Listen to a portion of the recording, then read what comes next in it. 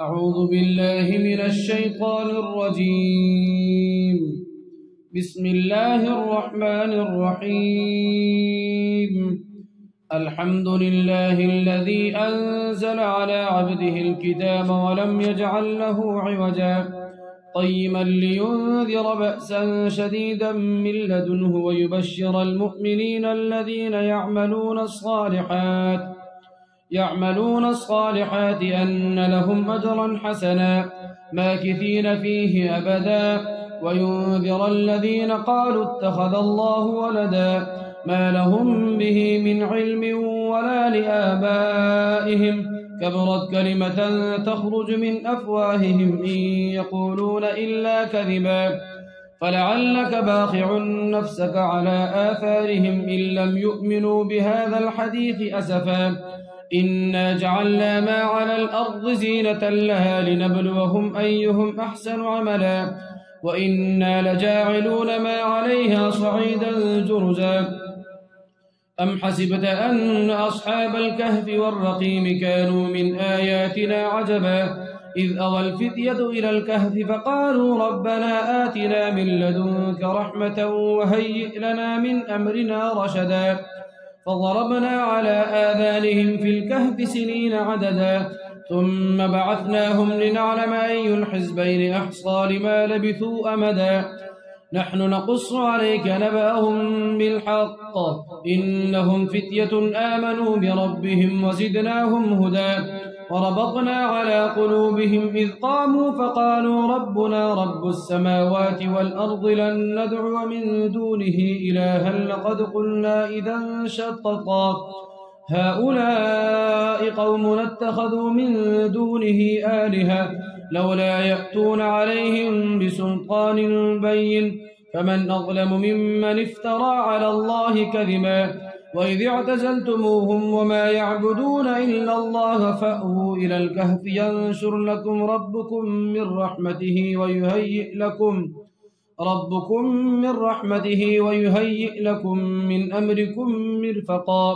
وترى الشمس إذا طلعت تزاور عن كهفهم ذات اليمين وإذا غربت تقرضهم ذات الشمال وهم في فجوة منه ذلك من آيات الله من يهد الله فهو المهتد ومن يضلل فلن تجد له وليا مرشدا وتحسبهم أيقاظا وهم رقود ونقلبهم ذات اليمين وذات الشمال وكلبهم باسط ذراعيه بالوصيد لو اطلعت عليهم لوليت منهم فرارا ولملئت منهم رعبا وكذلك بعثناهم ليتساءلوا بينهم قال قائل منهم كم لبثتم قالوا لبثنا يوما أو بعض يوم قالوا ربكم أعلم بما لبثتم فبعثوا أحدكم بورقكم هذه إلى المدينة فلينظر أيها أزكى طعاما فليأتكم برزق منه وليتلطف ولا يشعرن بكم أحدا إنهم إن يظهروا عليكم يرجموكم أو يعيدوكم في ملتهم ولن تفلحوا إذن أبدا وكذلك أعثرنا عليهم ليعلموا أن وعد الله حق وأن الساعة لا ريب فيها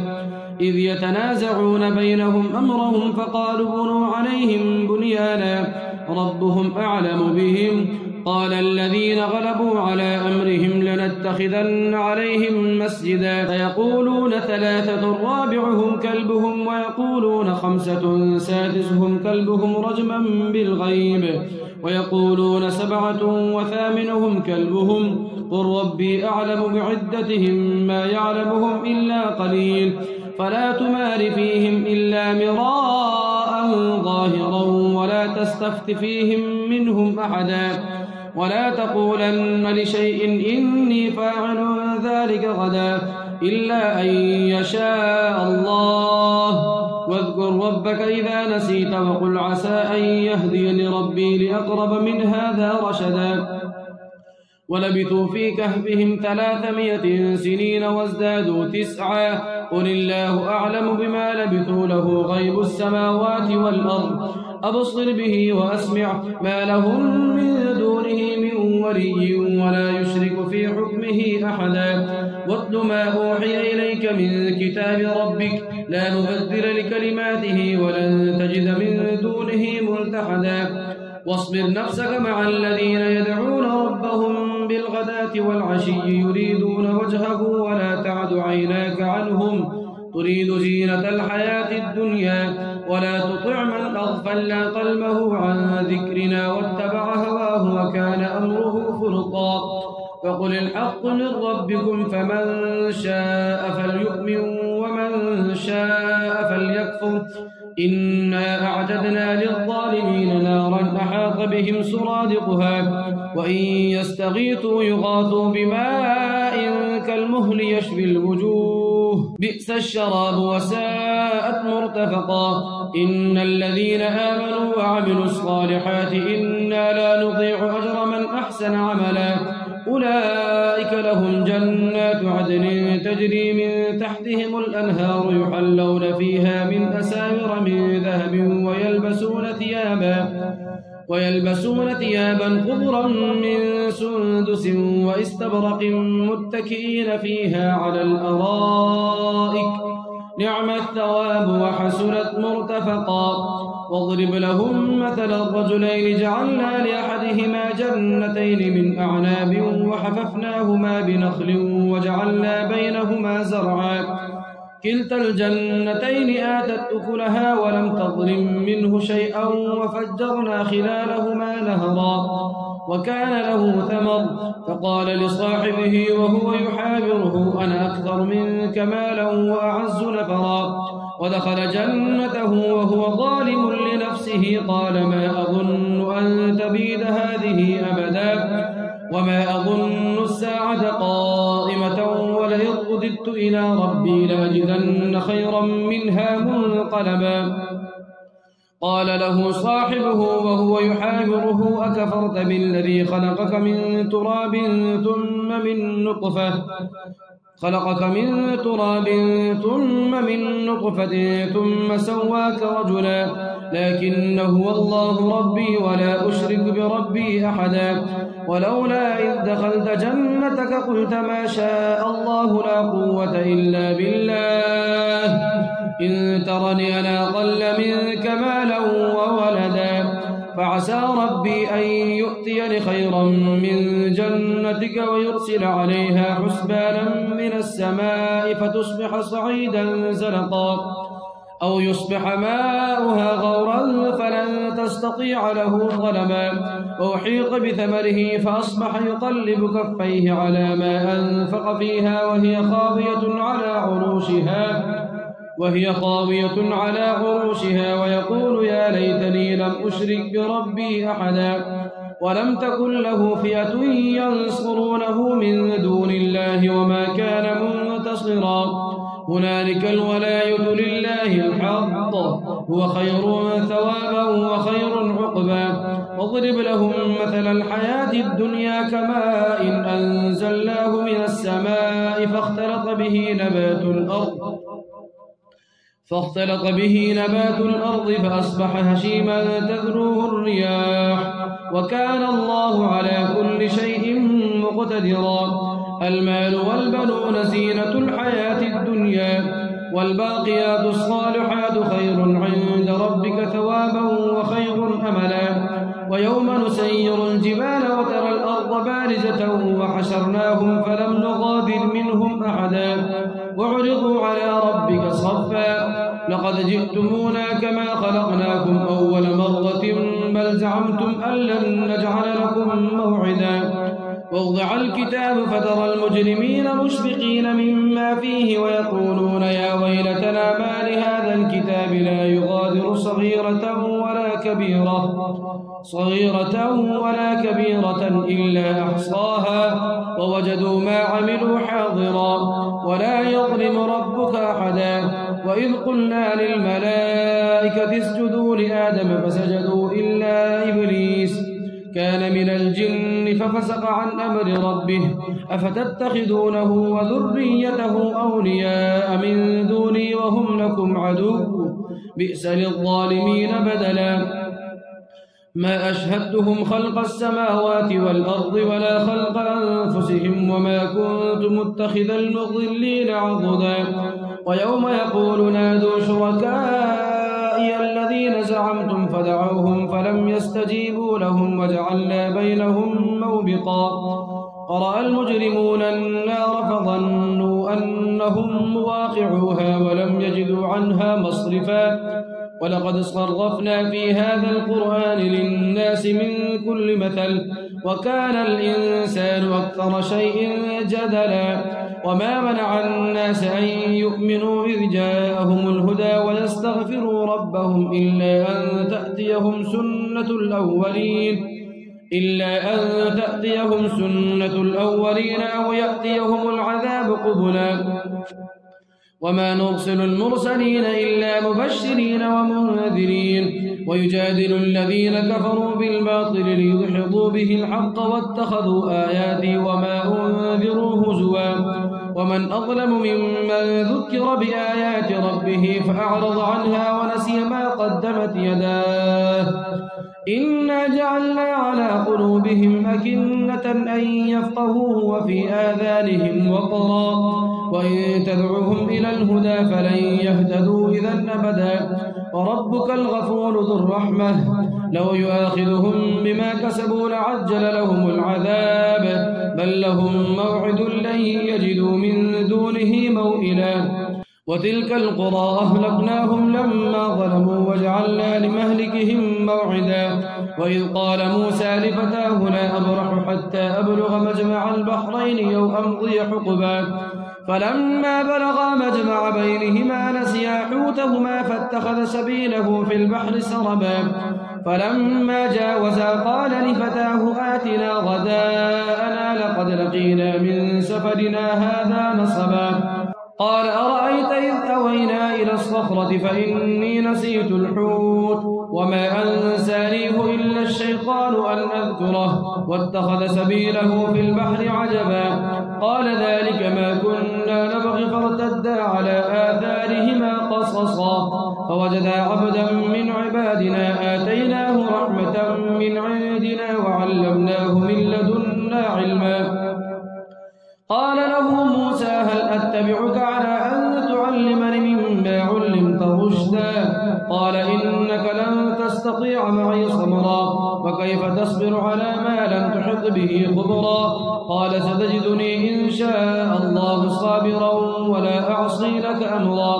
قال فإن اتبعتني فلا تسألني عن شيء حتى أحدث لك منه ذكرا فانطلقا حتى إذا ركبا في السفينة خرقها قال أخرقتها لتغرق أهلها لقد جئت شيئا إمرا قال ألم أقل إنك لن تستطيع معي صبرا قال لا تؤاخذني بما نسيت ولا ترهقني من أمري عسرا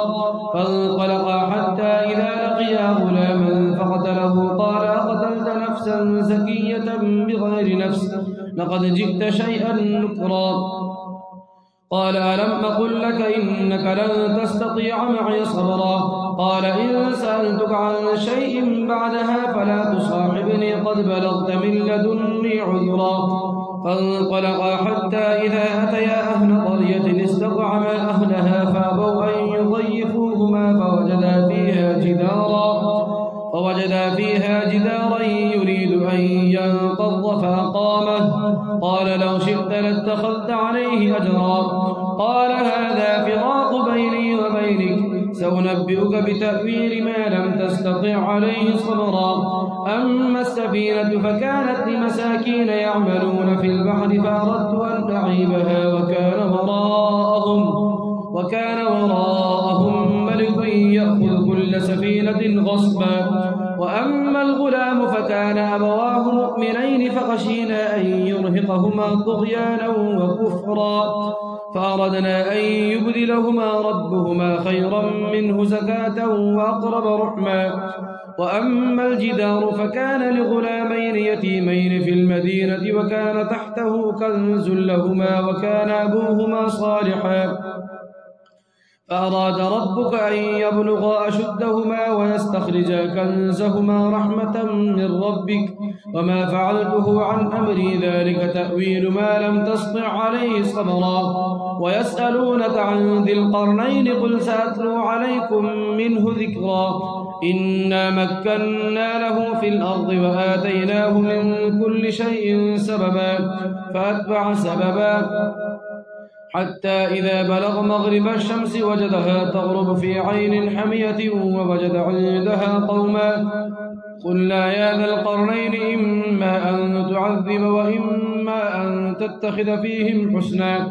قال أما من ظلم فسوف نعذبه ثم يرد إلى ربه فيعذبه عذابا نكرا وأما من آمن وعمل صالحا فله جزاء الحسنى وسنقول له من أمرنا يسرا ثم أتبع سببا حتى إذا بلغ مطلع الشمس وجدها تطلع على قوم لم نجعل لهم من دونها سترا كذلك وقد أحطنا بما لديه خبرا ثم أتبع سببا حتى إذا بلغ بين السدين وجد من دونهما قوما لا يكادون يفقهون قولا قالوا يا ذا القرنين إن يأجوج ومأجوج مفسدون في الأرض فهل نجعل لك خرجا على أن تجعل بيننا وبينهم سدا قال ما مكنني فيه ربي خير فأعينوني بقوة أجعل بينكم وبينهم ردما آتوني زبر الحديد حتى إذا ساوى بين الصدفين قال انفقوا حتى إذا جعله نارا قال آتوني أفرغ عليه قطرا فما استطاعوا أن يظهروه وما استطاعوا له نقبا قال هذا رحمة من ربي فإذا جاء وعد ربي جعله دكا وكان وعد ربي حقا وتركنا بعضهم يومئذ يموج في بعض ونفخ في الصور فجمعناهم جمعا وعرضنا جهنم يومئذ للكافرين عرضا الذين كانت أعينهم في غطاء عن ذكري وكانوا لا يستطيعون سمعا أفحسب الذين كفروا أن يتخذوا عبادي من دوني أولياء إنا أعتدنا جهنم للكافرين نزلا قل هل ننبئكم بالأخسرين أعمالا الذين ضل سعيهم في الحياة الدنيا وهم يحسبون أنهم يحسنون صنعا أولئك الذين كفروا بآيات ربهم ولقائه فحبطت أعمالهم فلا نقيم لهم يوم القيامة وزنا ذلك جزاؤهم جهنم بما كفروا واتخذوا آياتي ورسلي هزوا إن الذين آمنوا وعملوا الصالحات كانت لهم جنات الفردوس نزلا خالدين فيها لا يبغون عنها حولا قل لو كان البحر مدادا لكلمات ربي لنفذ البحر قبل أن تنفذ كلمات ربي ولو جئنا بمثله مددا قل إنما أنا بشر مثلكم يوحى إلي أنما إلهكم إله واحد فمن كان يرجو لقاء ربه فليعمل عملا صالحا ولا يشرك بعبادة ربه أحدا